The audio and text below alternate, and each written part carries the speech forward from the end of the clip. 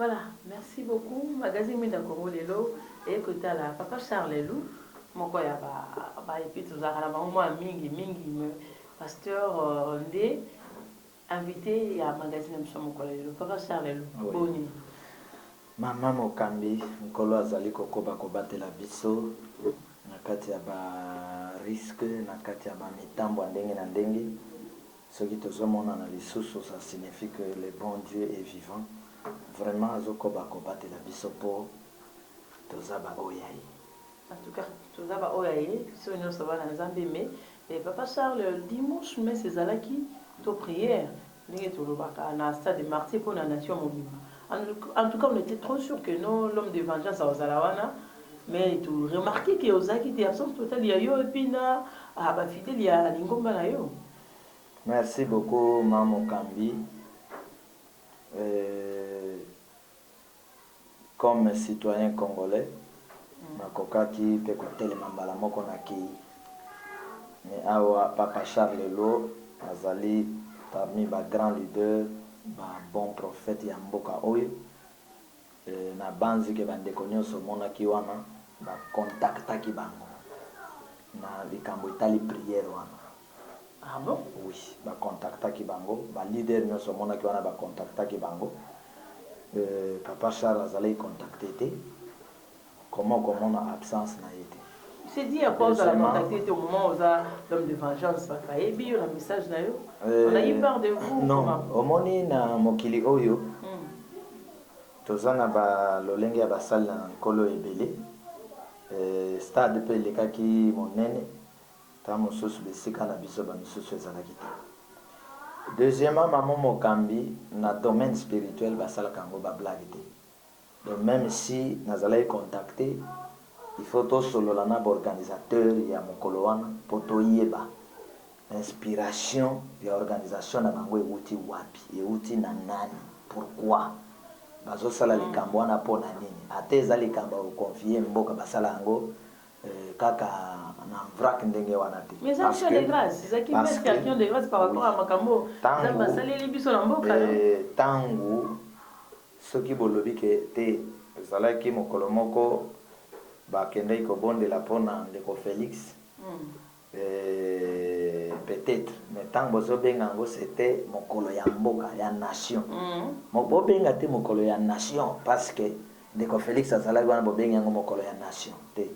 Nation ne veut pas dire seulement que bato ya présidence to ba généraux te. Nation ezali makambo belé na kati. Et na niveau mboka o isa ko souffrir. Soki bozoluka ba organiser prière ya nation, faut beaucoup d'intelligence et de sagesse pour que prière wana ba résultat nango ezala sur le plan national.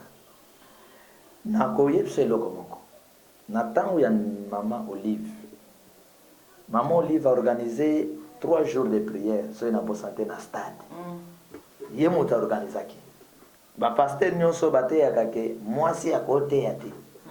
Ba pasteur wana bazalaki wana. Bakena prière to mboko to baloba mwasi ameka te. Maman Olive moto organiser prière wana. Ba pasteur wana bazalaki wana. Pourquoi ba appliquer ba verset wana? 1 2. Après prière il y a 3 jours ba bando benga prière Esther organisée par la première dame. Après prière wana il y a eu des morts na mboka. Après prière wana. Donc soto sambili ba kufa lisuti. Teto ke nakisi koto na demande na bino ya prière. Okoye ça na demande à prière. Ba ba immaculé tangi mingi katanati. Ah oui. C'est-à-dire quand c'est-à-dire les hommes de Dieu quand nous prions, to me masango malam, c'est pour arrêter ma bé. Voyez bien que c'est bokonza mboka oyo. Et c'est volonté de s'attacher à ma bon serviteur pe ba yokeli basali. Po ba yokela ba basali. Ba ta politique mboka ba yokela ba basali te. Ils ont la mascarade, ils ont lokuta, basa lokuta au Kenego Sambela, mais bayoke la kaba tosa kankolote, batosa kamolimo mosantote, basambela kate, ce qui basambela ka, il n'y aura pas de corruption dans l'élection. Pour okuta ba organiser l'élection, okuta ba na l'église, ba ba frère, ba président ya ba seni okuta ba ba frère église, banda cour constitutionnel okuta ba na l'église, mais so yé koto makamba o sala na butu moy, ba priya kate, ils ont mensonge. alors tant vous organiser loko ya ndenge wana mamokambi soki nazali solliciter conseil na ngelingi ezala boye et ça la crise lelo sur le plan électoral na mboka na biso crise monene peuple a souffrir tout ça na passer temps mort wana bato bazana konginda bureau ya présidence ba de gauche à droite ba directeur bazonginda ça temps mort c'est-à-dire rien ne marche. Oh, mais il faut déjà commencer, papa Charles. Tu vas dire 100 jours, tu vas dire que le gouvernement a encore calamine, tu vas dire que la misère est idée qui m'a dit. Tu vas passer temps mort. Alors, nous avons fait le website. Et là, comment ils ont les cartes, là, comment ils ont contrôlé les bateaux, bazana ba poste, wana bazana onginda. Tu as un temps mort, wana gouvernement, et là, on est salé wana gouvernement. Présidence mota kwa fait nyos ba dire ka ba kwa fait nyos bana chiffre na maboko. Alors tambo organiser prière crise ekoti bato alamuka balobi bavana bango bayibi banane bayibi balobi président de la république en complicité na FCC na bataseni bayibi maintenant bino ba pasteur boye na prière nationale. Oh ndeko Félix asengi prière nationale poto le la masuma wa baole oyo FCC asalaki na tango ne azana bokoni to masumo basali pendant l'élection oyo bayibi ba voix oyo bande comme ça bazole. Alors le rôle des hommes de Dieu les alami alors prière au poto que comme ça national to cha yango te mukolo oyo bande kwa Jean-Pierre Bembaye bato bazoke yambaye pona nini po mukoto cha prière bata MLCP bazana besoin kota prière bata lamuka pe bazana besoin kota prière pour esa prière nationale mais loko liboso biso ba pasteur to mener des marches to imposer na nguya nzambe fayulu na Félix Bayoka na lobité bayoka na gate awa sur le plan électoral ya ba conflit to sana ngo bato nyos bayoka po eza ya mboka donc prière wana eza prière moko na obenga ngo prière ethnique ethnique on le bana sens ya tribité donc prière ethnique ya moi groupe moko ya moi bato moko bo ya religion na politique basali moi ethnie moko bo alors comme prière moko ethnique eza les prière nationalité parce que national il faut pas passer ba mener ba démarche mais ba prière en conflit koto yo meeting koto yo prière atala nzambe bataka kandira to lobby pété que quelle prière la Bible dit les gens me diront Seigneur Seigneur je leur dirai je ne vous connais pas awa mboka oyo et baby à cause de la division kotanzelo kotaboy les hommes de Dieu bazate bateau kaka ya moto moko oyebi que la plupart des hommes de Dieu on a ba flatter Félix. C'est pas flatteur Joseph Kabila. Bilong yango yango. Mais tout simplement que bilong yango yango. Mais non, bilong yango yango. Comment c'est la zone mazara na mutu? Je voulais dire quoi? Homme de Dieu, comme homme de Dieu, ce qu'on a l'église à Batouana, au coup de colonion, c'est ça. Ce qu'on a l'église à Batouana, c'est-à-dire on a besoin de ta vie, ta base à la bataille, à base à la renaissance, base. Toi on a besoin de ta palou, bataille de peste, base à la wana. Mais dans le moment où le pasteur a une position, il y a mon toit bimi comme président. Ce qui peut, bimi ça qui failli le dinga gagner l'élection, le pasteur wana, ba yo ka solité, ba abandonner Joseph, ba abandonner Shaddad, ba accompagner Shaddad dans l'élection. Faut pas dire la fidèle dans de Shaddad, non. Ba comme dans de Félix. Ce qui peut monter mon sosa zoa qui ba comme pas naïe. Donc bango ba la position té. Bazo luka biloko yo. Ba comme la position té. La problème nga bobenga prière nationale. Na tango ndeko Joseph Kabila wa basala ki prière wana na stade des martyrs oyo mbula la taka o mbula confanda bango or les hommes de Dieu bakanga kambula alors na tango na Félix abalobi te so ito chango na mbula toko yo ka soni kenene langa l'homme de Dieu qui mbula bokene langa au monde qui que les hommes de Dieu bakampane koma kanela. Or les hommes de Dieu pour la campagne mboula mbouleye arrête-toi. Hein maman, mboula arrête-toi. Mais ba kimi pour ba mbuna ki bangiste polaki. Ba pasteur ba Bible poli ba devite to chanela. Ndo moni ba yena ngone langa po ba boy fimbo mboula. Alors la prière jusque là, c'est la qui nationalité. Prière nationale, ce qui va consulter que biso to ko convaincre papa Godé wana, papa Mokuna. Tant moto akomi mokonza mboka akomi ya bato nyonso akomi kaya yo papa mokona te alors to convaincre bandeko nyonso wana babemba banani prière wana bakota pe bolongola ngo na date to sala concurrence moko boye te to longola bango na date po ba militant nyonso wana to sensibiliser bango bakota po bato baboma mboka ba leader politique en complicité dans la religion. Si vous avez quelques leaders, beaucoup de bango, puis beaucoup pour le pouvoir, pour côté bon et bima. Bah leader opposition, bochango à l'écart. Mais conflit aux alaka, au comment après prière au makamine au salle. Parce qu'après prière organisée par maman livre. Bah bébé il se n'a pas comme casse. Total après prière. Non, on est comme ça jouer en salle en salle, que non, bon des trucs au salle maman bébé zala. Comment va passer la grosse souhaiter comme bébé zala? Non, suis-moi bien. Ah. So tongi ndako boche terrassé. Mayambule kewa. Et toi dans le pas. Donc les gens appellent malédiction et loko yemo kwa loukeza la malédiction. Si un homme de Dieu vient expliquer, oh tu es contre. Oh tu es contre. Yo tongi ndako samba terrassé. Bato na bino bakabole bino tala balopango ba belge bakabola na bandal. Tala balopango bakabola na masina. Wapi bato ba souffrir. Eh maman, siko bo sali nzela sans terrasser. Ma ekote bino na ndako. Siko problème ya nani? Donc non que na logique normale. Donc les gens va prier dans la makelele na mato ya kolo tika te son vérité. Mais esengela ki ba contacter pe bato mosusu. Pe ba contacta ka pe basali ya tango yo. Basala te muziki ka ya basali ya tango akala. Ba kotsa ka pe basali ya tango oyo. To pesa na ka ba idée pour makambo le ka bien. Non bino nde bokoti na kopa muti. To ki no bongo na éviter ce qui. Souci c'est ko ta ko bona to nene. Loin de là. On panza carré papa. Non, loin de là. Souci ezali makambo esali ma bien. Pour l'honneur. Mais on a pas ça basala nzambe bon ça bien té. Et que bien té. Non, c'est la vérité. Naza muta molimo. Et que bien té. Il y a beaucoup de sentiments. Et que bien té. Papa ça. Mboka na kati ya conflit ya boye. Que bien té. Tempo gana conflit. Mamuka. Makambo les si la kala wana papa ça. Conflit s'il a déjà. Conflit na nani. Na likambo nini? Conflit ya mboka. Zela na epselo comme on sonne. Avia roba rwandais comme au guitare. Conflit nini tout gana. Ah, et même lui son niveau on y a tout bandika. Ah bon, avion rwandais. Merci pour l'information. Aéroport et il y a avion, il y a partout de gauche à droite. Oui, conflit nous avons besoin, il y a avion partout de gauche à droite et quitter la biso. Conflit et sali. Conflit wana au moins il le gouvernement limité pas. On a déjà un premier ministre. Dans le gouvernement est limité. Nani azana ko gérer mbongo l'État. Mbongo l'État ça na okiwa. Na yeb soki zana bato ba za toto pour faire ba auto na banda ko contact nkoni. Mbongo yebo tawa. Nani o contrôler bango. Mama kango na bango pe bazana ko ngita. Nani o contrôler bango. Et bi matepo na des temps mort. Temps mort. Mamo kam kende na bitabe o ke mona souffrance. Peuple congolais ba tambola makolo. Président ça otambola na ba jeep. Ba généraux na ba jeep. Il y a un temps parce que ba saute mutuana ba célèbre. Mais bango pe ba tambola makoloti. Makoma pe wana ba kiti.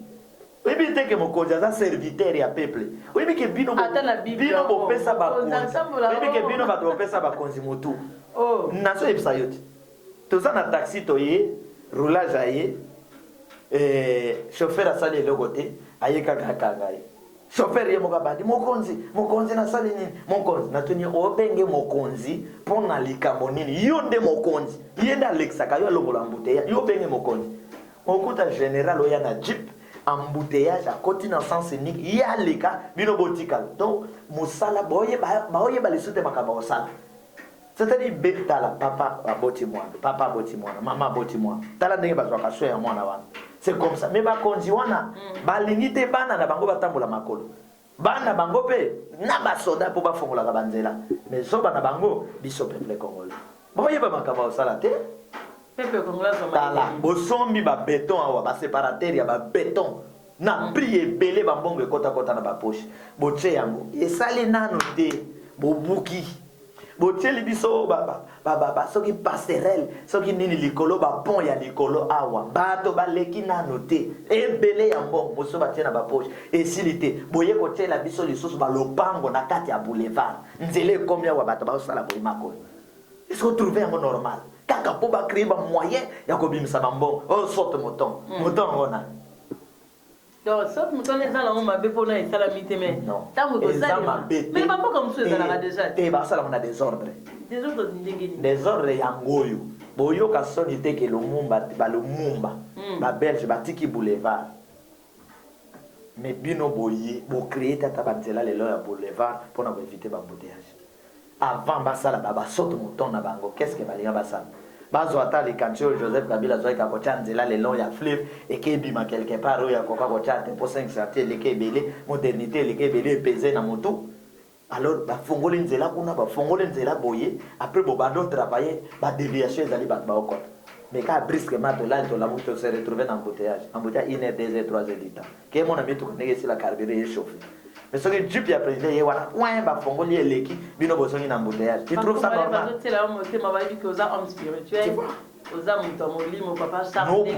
Nous poussons des leaders politiques de travailler pour la gloire de Dieu pour nos nez et mboka et non pas travailler pour na mambo na bango. Général ce que yo komi nana colonel yo komi place faut ça faut kitati. Hein? Faut tellement qui oui faut tellement aussi le sambuta peuple wana baleki sima yo kei attends président de la république oyo ko wana telemi qu'est-ce qui se passe ici il faut pas contrôler la kabiloko bazo sal ba doit souffrir ba de ko ça chango va souffrir ba beta makolo tous les jours les lots ça fait combien de temps et c'est pour rendre même meilleur non la nanga et ça pour la lobby madame les a des ordres bazali orienté mamo kameza boy so bolingo sale loko pour beti ba calcul machine nyos que dès que tu clôturer place le cola embouteillage ezali. C'est-à-dire que clôturer le lobby misale bandi banda ba clôtura ce qui na kati kuna nini eza banda ba clôtura til le loto que de combien de semaines banda ba c'est vraiment une information donc c'est une façon de nuire peuple congolais ba on yo ba côté ba on yo bisote papa ça ba bisote tout ça ba on bisote ko na bango papa c'est la pièce spirituellement zo mona nini na makambo nyoso non spirituellement c'est-à-dire que na lança eloko moko. Il faut créer un mariage spirituel, politique et scientifique. On crée un loko pour éviter de loko sur tout ça. Mais les choses sont mal orientées sur tous les plans. Dans Mboka Oyo, il faut une spiritualité où ils ont dirigé le trône à l'état de Mboka. Mais Mboka ils allaient mélanger la spiritualité sangisa des opés ça va diarrhée na mabomo ya bato. C'est pourquoi nous avions lancé appel et contribution pour créer une maison spirituelle à Mboka Congo. Cette maison spirituelle est aider et orienter les hommes spirituels vont orienter politique à Mboka Nabiso. Alors, tous en autant la politique expirée, tous en autant la spiritualité expirée, avec aussi les instruments expirés. Nous n'aimons pas les instruments du temps. C'est pourquoi tous allons souffrir. Deuxièmement, bakoti na bokonzi, bakoti yango brusquement sans qu'on se prépare. Alors ce que quand na bokonzi brusquement mboke komi monene. Awa omoni mbongo kuna mwasi kotobo le place ko banda ozoyeba yango ozoyeba li suste. Yango monike tango kota na bokonzi foza na carnet na yo oyo zokoma makambo ko sala so kota na bokonzi. Ne bande ko bakoti brusquement mboke ye monene babimisa terme mabe bakota o mabe jusque là solo ya kobonga ezate omoni makambo nyonso bosala ekoya kokoya na eloko moko babengi yango négociation pour bobandela makambo ya nzero wana makambo ya bapoliticien ya mboka oyo baokosa bino ke basambelaka bakebomba na nsima priere mpona kobomba ebele ya masomo na bango tuna bango priere basengaki bolimisa basenga bolimisa likambo nini basali nini mbeba nini basali oyo basenga bolimisa jusque là na oyeba na zomi tuna baolela masumo ya bato akomi na Joseph Kabila FCC continuer ya mariage na cash ou bien bazolela masumo oyo bauti kosala awa na moment ya élection bayebisa biso. En tout cas, on est maloba papa Charles Lelou yende aza invité à magazine Minda Congo pour na mokolo lelo mais papa Charles na invité fondation ezali pour trouver la Karangonga na télévision za Karangonga boni fondation. En tout cas fondation na biso ezali pour na bana ba orphelin. Alors ezali déjà na mouvement. Alors tozali kosenga bandeko zana mwana orphelin orpheline une 0 année, 1 année, 2 ans, 3 ans, même 4 ans. Bengi bisona 0243 89 83 77 536 89 83 77 536 pona ko pesa biso mwana wana so boko zokoka ko boko la yete alors to kokutana to sololi parce qu'il y a des conditions pepo to ibana ko zwa bana et même ceux qui veulent aider bana to zokamba parce que ngaya bana lia na luka ko yeba na bengi kuna bana wana bale avana lia na zamu na kesena ba kondi na biso bango basi baliaki peuple azola mukale de bango baliaki alors ezo sala malamu te donc olingi kosunga obengi biso na numéro wana olingi mpe kocontribue mpo na maison spirituelle ya mboka bokoyeba utilité nango obengi biso te mama mokambi naza koyebisa deja c'est vraiment quelque chose il faut devant la maison spirituelle mama mokambi très important bamboka ezomata à cause ya ba maison spirituelle awa bino bozala nango te on va parler de la nation kuna na kati ba marabout ba magicien sorcellerie en mode magie noire rose roi ba maçonnerie mélange mutu na mona position na yeka bibembe solution eza komona na te pe na zali koyebisa bandeko bazolanda biso koza na besoin ya prière ba chaîne de prière ya makasi eza kosalema alors obengi biso na numéro wana topesa yo adresse net lobi tokozala 17h donc landi biso oza na besoin ba prière o problème oyo ebotami kwa ekoma ba immeuble lokola soza comme solution eza te yaka mystique ya vengeance le saint dieu grand créateur ya vengeance akoparalyser problème wana okoyeba na kozwa kimia mama okambi elombe apambola yo peuple congolais bazolanda biso bacongolais conscient bao bazala te ya baparti pris bafanatique moko aveugle bacongolais conscient baanalisaka likambo papa charlobi eza na ntina en tout cas nkolo apambola bandeko na biso apambola peuple congolais pa apambola bana vengeance baza na Kinshasa mpe bao baza libanda. Merci beaucoup papa Charles Ezaki, papa Charles Lelou, l'homme de vengeance yende azaki invité à magazine na mwinda Congo ya lelo juste pour na kolobela likambo ezaki ya prière dimanche to lobeli mambebilete ya lelo ezaki to sono likambo ya prière parce que ye azalaki te na stade de Marseille mokolo ya prière ya action de grâce wana o chef de l'état yemoko atangaki pe asengi bolimbi sepa nzambe ya okande tozaki na mpona sona papa sa onengeni na sukira wana mamba lobeze ebelete lelo to baki to do balikambo moko ka wana ya moto lobena papa sa en tout cas to kutela nomba la sima na niveau mususu kotika malamu.